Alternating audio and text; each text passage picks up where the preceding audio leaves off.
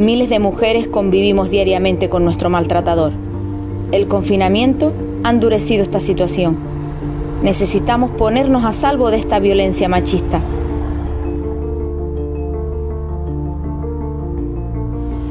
Por favor, quiero mascarilla 19. Sí, claro, por supuesto. Pide en farmacia mascarilla 19 y nosotras podremos ayudarte. Instituto Canario de Igualdad, Gobierno de Canarias.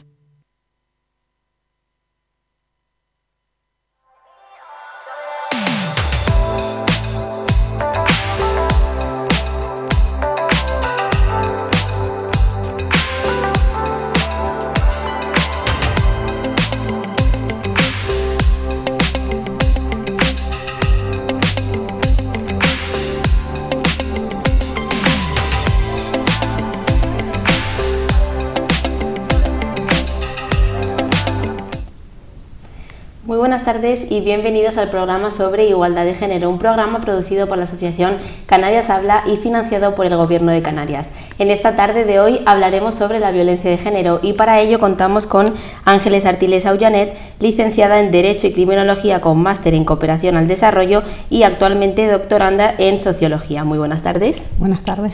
Muchísimas gracias por estar aquí hoy con nosotros. Gracias por contar conmigo. Bueno, lo primero que me gustaría preguntar es ¿en qué se basa esta violencia masculina contra las mujeres? A ver, este tipo de violencia es un tipo de violencia específica, ¿no? Se ejerce contra la mujer por el hecho de serlo. Es decir, y no se circunscribe solo al ámbito privado, sino también al público. Si pensamos, por ejemplo, en violaciones o en el acoso callejero o en el acoso sexual en el trabajo que sufren las mujeres, todo eso es violencia contra nosotras, ¿no? Este tipo de violencia hunde sus raíces en lo que es la desigualdad estructural que padecemos las mujeres, en esta diferencia de poder, ¿no? El poder se concentra en manos masculinas, no solo el poder político, sino el poder económico, el poder cultural, social, etc. Y en casi todas las sociedades que conocemos, todo lo asociado a lo masculino, características, comportamientos, está más valorado que lo asociado a lo femenino. Entonces, el mensaje oculto, ¿no?, que tiene detrás es que los hombres van interiorizando que son superiores a las mujeres, ¿vale? Por ejemplo, por ponerte un ejemplo, en la socialización de los niños, cuando se le dice a un niño lloras como una niña, lo que se le quiere es humillar, se le quiere decir, oye, tú tienes un estatus, tu estatus es superior al de ella, ¿vale? Se la humilla con una mujer, aunque sea una mujer menor, pero se le está mandando el mensaje de tú tienes otro estatus en esta sociedad y tu estatus es no ser mujer y tienes que demostrar eso siempre, ¿no? Entonces la violencia masculina contra las mujeres está muy unido a esa posesión de superioridad que tienen los varones. Que la gente no crea que es un gen que tengan los hombres por naturaleza o algo de esto, porque si no todos los hombres ejercerían violencia contra las mujeres y son unos pocos los que lo hacen, pero esos pocos que lo hacen, la base es justo esa posición social diferenciada que tenemos. Y claro, una vez, si tú quieres ahondar en la violencia, entender esa violencia masculina, hay que sí o sí analizar y profundizar en lo que es la masculinidad, es decir, cómo son socializados los hombres, cómo se construye la masculinidad. La violencia que sufrimos las mujeres es como la manifestación más extrema de esa desigualdad, que no nos consideren ciudadanas de primera, sino de segunda, o que nos traten como si fuéramos objetos o premios a veces, bueno. Entonces, también tenemos que pensar que todo sistema de dominación, en este caso el sistema de dominación masculina, pero otro tipo de sistemas, también hay de otro tipo, de clase, de raza, etcétera, necesitan siempre ejercer algo de violencia, ¿no?, para que se perpetúe ese sistema de dominación. Y si no la ejerce, por lo menos la amenaza de. O sea, normalmente siempre se ejerce, pero también hay una amenaza de violencia, que en este caso podríamos hablar, por ejemplo, del miedo que las mujeres tenemos a que nos violen, Es decir, cuando salimos pues a la calle a las 3 de la mañana, ¿qué mujer no ha tenido miedo a que la violen, ¿no? A que la agredan? Entonces eso es una amenaza de violencia. Y aparte de esa, la violencia simbólica es una que siempre está ahí de fondo y que es la que hace que interioricemos ciertos valores, ¿no? En este caso desiguales. Bueno, pero creo que ya a lo mejor hay alguna pregunta que ahonde en esto más tarde. Sí, correcto. Bueno, entonces, esta violencia masculina contra las mujeres entendemos que abarca más que el simple maltrato dentro de la pareja. Efectivamente. O sea, la violencia contra las mujeres es como una especie de continuo, ¿no? Aquí, o sea, tendríamos la violencia simbólica, que es esa que no se ejerce físicamente, pero que ahora o más tarde hablamos, si quieres, en un momento dado de ella. Pero, por ejemplo, aquí tenemos el acoso callejero, que a lo mejor la gente dice, pues a mí no me importa, puede que alguna chica lo diga, pues a mí no me importa, pero es violencia. Y aquí tendríamos pues el maltrato con la consecuencia de asesinato.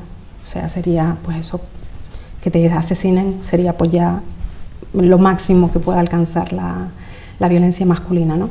Entonces, todo lo que tiene que ver, por ejemplo, vamos a comparar diferentes violencias. Por ejemplo, el acoso callejero. El acoso callejero, nadie tiene por qué decirme a mí cuando yo voy por la calle que evalúen mi cuerpo y que me digan, pues esto, lo otro, tía buena. ¿Por qué? O sea, es una falta de respeto y solo se hace o sea, los hombres hacia las mujeres. Las mujeres no vamos por ahí ni en grupo ni individualmente diciéndole a los hombres lo que pensamos de su cuerpo por la calle. O sea, es que no lo hacemos. Y interesante es que solo lo hacen cuando vamos nosotras solas, es decir, cuando vamos acompañadas de un varón. Pocos varones te van a decir, tía, bueno, algo de esto, porque a lo mejor al otro sí lo ve como igual. Al varón sí que ve a su igual, que es el otro varón, y lo respeta a él. A ti no te respeta. Cuando te dice lo que le da la gana, a ti no te está respetando, pero ese varón sí. Entonces es ese derecho que ellos creen que tienen, igual que con la prostitución, el acceder a cuerpos de mujeres que no los desean y que están en una situación de extrema vulnerabilidad. El varón no se para a pensar si esa mujer quiere estar ahí o no, simplemente se cree con el derecho de acceder a su cuerpo porque es su derecho masculino, ¿no? Por ejemplo, los matrimonios forzosos también corresponden a la misma lógica, aunque sea algo que a lo mejor en los países occidentales no pase. Hay familias pobres que necesitan a veces dar a su hija en dote, pero no a su hijo. Es que volvemos otra vez, siempre es la mujer, ¿no? Casan a niñas con 15 o 14 años y ese hombre, pues nada, después tiene una mujer que deja muchas veces los estudios, que va a criarlo a sus hijos, va a cuidarlo a él y va a hacer todo lo que tiene que ver con las labores del hogar, ¿vale? Entonces, y es como una especie de, bueno, yo tengo derecho a esto porque soy un hombre, que no es que lo vivan de una manera consciente o que lo sientan de una manera consciente, esto es así porque yo tal. No, muchas veces la socialización es a un nivel como muy inconsciente y no nos damos cuenta que estamos siendo de alguna manera socializados en la desigualdad. En esa cultura, ¿no? Exacto. ¿Y qué aspectos de la masculinidad están relacionadas con la violencia? A ver, yo diría que el fundamental es la posición de superioridad, de la posición de poder que tienen los hombres con respecto a las mujeres, ¿vale? Porque la masculinidad no solo son los comportamientos y los roles que se le imponen a los hombres para que sean hombres de verdad, sino también esa posición, ¿vale? Una posición de poder. ¿Qué pasa? ¿Qué pasa cuando una posición de poder se ve atacada? Hay una reacción. Entonces, muchas veces la violencia masculina ocurre, ¿vale?, cuando esa posición está expuesta a prueba. Hay una reacción, pero no tiene por qué venir esa desautorización, que a lo mejor ellos la sienten como desautorización, no tiene por qué venir de la mujer. Puede venir del grupo de pares, puede venir de que, imagínate que la identidad de un varón está muy unida a su trabajo, ¿vale?, porque es una de las cosas que les meten en vena a ellos, y en este sentido pues el varón se siente poco masculino porque ha perdido su trabajo y su identidad masculina está muy unida a él. Entonces ese varón, al sentirse inseguro, en ese momento es un momento crítico donde sí que puede haber una explosión de violencia. Otro rasgo a lo mejor que tiene que ver es ese derecho del que hablábamos, ese derecho que ellos creen que tienen en esta socialización que ellos van adquiriendo poco a poco desde que son menores. Es como si ellos fueran el Sol y nosotras los planetas que giramos alrededor. Entonces, pues eso, estamos ahí pues para, si tienen ganas de sexo, pues para que acudan a mujeres prostituidas. En la pornografía, con la violencia extrema que hay en muchas películas pornográficas, por llamarlas de alguna manera, películas me estoy refiriendo, se ejerce una violencia brutal, pero ellos se creen que tienen derecho a seguir produciendo ese tipo de imaginario, que es un imaginario violento, y esa violencia es real. Ellos se creen con ese derecho. La violencia y ese derecho, creerse con derecho a, está muy unido, ¿no? Y está muy unido también a lo que es la masculinidad. Y yo diría también, hay otros factores, pero por ponerte otro, te pondría la emocionalidad, pero, o sea, un cierto tipo de emociones que los varones rechazan o se sienten incómodos con ellas porque tienen que ver con lo femenino. Por ejemplo, pensemos en la vulnerabilidad. Las mujeres estamos mucho más acostumbradas a sentirnos vulnerables, estamos mucho más acostumbradas a sentirnos sin poder, a sentirnos impotentes o incluso a sentir miedo. Este tipo de sentimientos, de emociones, los hombres no se sienten cómodos con ellas porque, claro, si te das cuenta, no tienen que ver con el poder. O sea, el no poder es impotencia, muchas veces, ¿no? Y el no tener poder pues hace que a lo mejor en un momento dado pues te sientas vulnerable, ¿vale? Entonces son emociones que tienen ahí, que no las saben gestionar, que las reprimen, y eso también hace que no conecten también de la misma manera que conectamos nosotras, porque también uno de los mandatos de la feminidad es que cuidemos también de otras personas, ¿no? Mientras que ellos más en la independencia y el éxito profesional.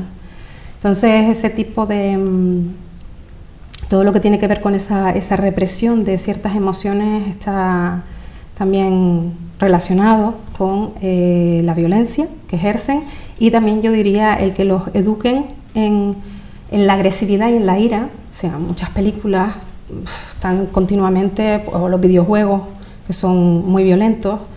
La misma pornografía también extrema ahora mismo. Total. Con la violencia extrema, pues todo eso es socialización. Entonces yo diría que esas tres, hay más, pero por ponerte unas tres. Ha mencionado anteriormente la violencia simbólica. ¿Qué es? ¿En qué consiste este tipo de violencia? A ver, la violencia simbólica es un tipo de violencia sutil. No es una violencia física, no es una violencia directa, como que yo ahora te pega a ti, ¿no?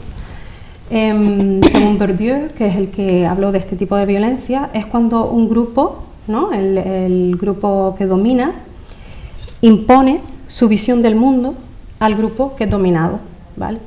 En este caso serían los hombres, si estamos hablando de dominación masculina, serían los varones a las mujeres, que le imponen su visión del mundo.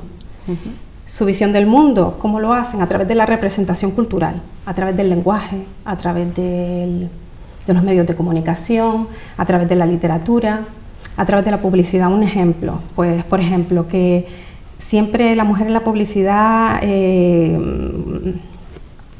nos machaca con el tener que ser bellas, ¿vale? Eso es un mandato de la feminidad.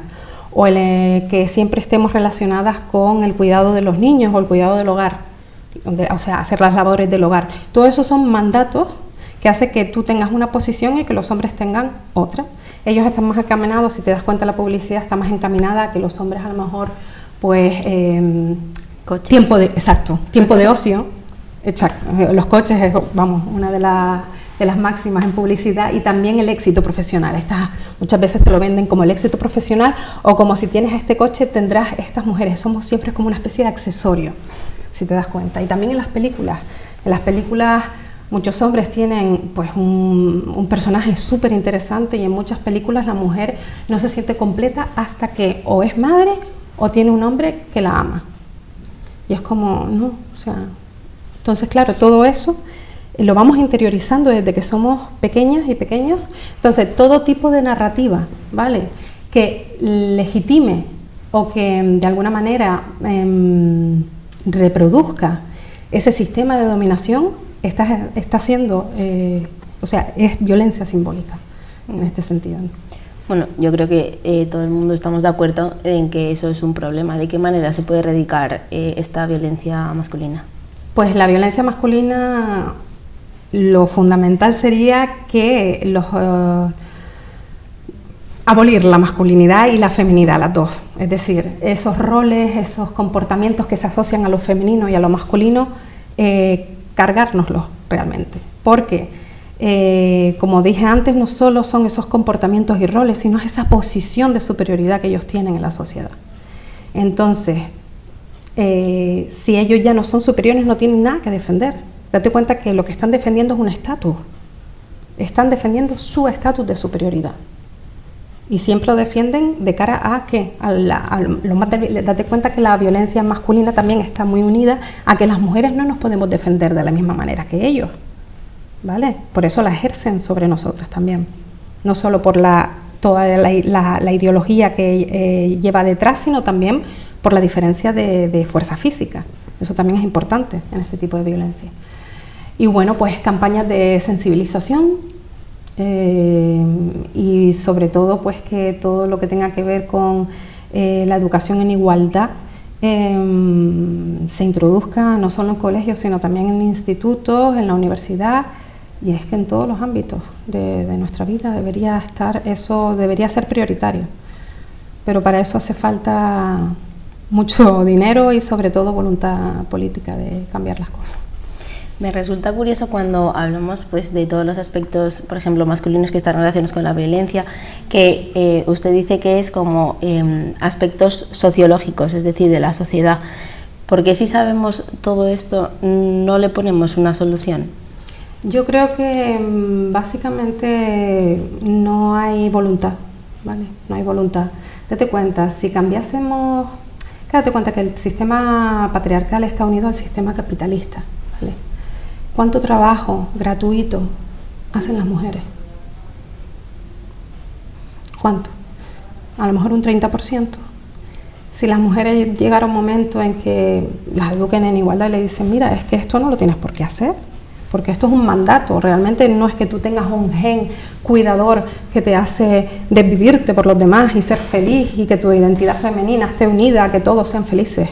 Si realmente se nos educara en que eso no es así, muchas mujeres dirían, pues no, mira, mi tiempo de ocio es muy importante, igual que el tuyo. Entonces yo aquí pongo un límite. Estaríamos poniendo límites y ¿quién haría ese trabajo? ¿Quién haría ese trabajo gratuito? Es que está unido a... no es tan fácil. No es tan fácil, claro, porque está unido a otros sistemas de opresión, como puede ser el de clase.